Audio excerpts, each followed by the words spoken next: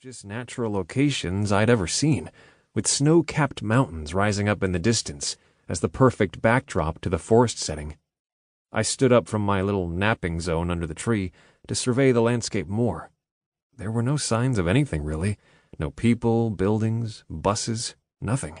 My hand instinctively went to my pocket, where I usually kept my game grip.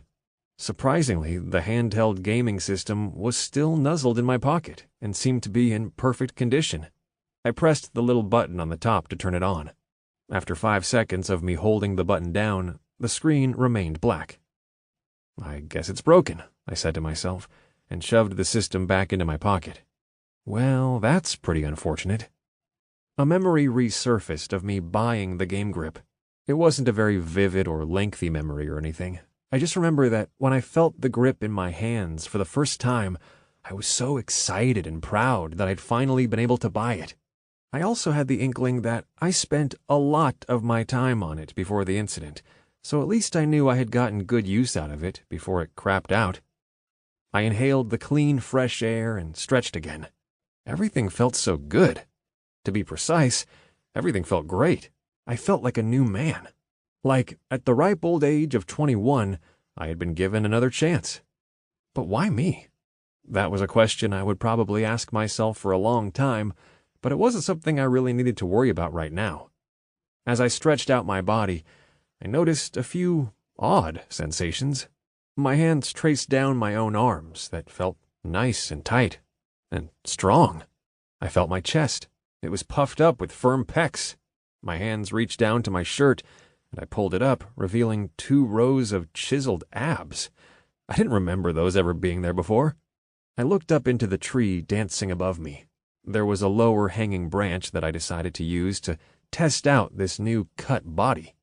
I leisurely hopped up and latched onto the branch a few feet above me. I quickly pumped out 10 easy pull-ups. When I dropped back down to the ground, I wasn't tired at all. This was crazy. What I needed to do was get my bearings, and that meant finding something or anything that could help me learn where I was. I scanned around me again and noticed a clear-cut little dirt road that ran along the tree line. I decided to follow it because a road meant people, right? The path wound its way along the edge of the forest that crept its way down the nearby mountainsides.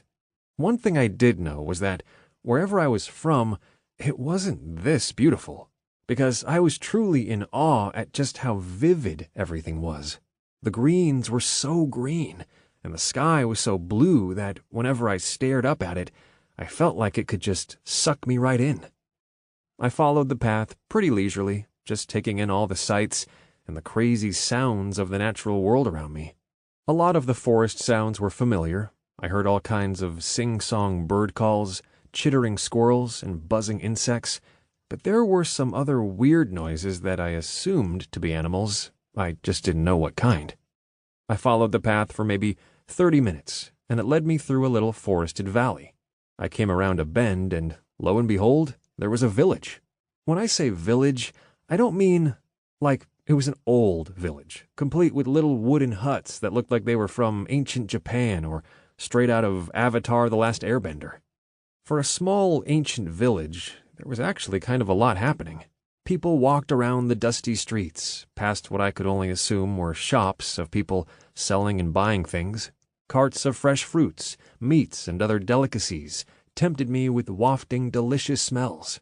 Other people crafted what looked like armor, weapons, and all kinds of items that were on display for purchase. It was weird, though, because some of the people seemed to be wearing old-fashioned clothes, but I noticed other people wearing clothing more similar to the modern clothing that I was familiar with, like tracksuits and sporty jackets, although I was just about the only one dressed in ripped jeans and my favorite Naruto t-shirt. The really weird thing, though, was that dotted among the people was a decent population of animals, but they didn't seem like animals. They seemed to somehow be even more understanding than animals. I mean, don't get me wrong. A lot of animals can be trained to do some really neat and helpful stuff, but these animals carried themselves differently, looked a bit differently, and could control the elements. Like there was a bird-looking thing with the blacksmith, just hovering in the air while the smithy pounded away at his red hot.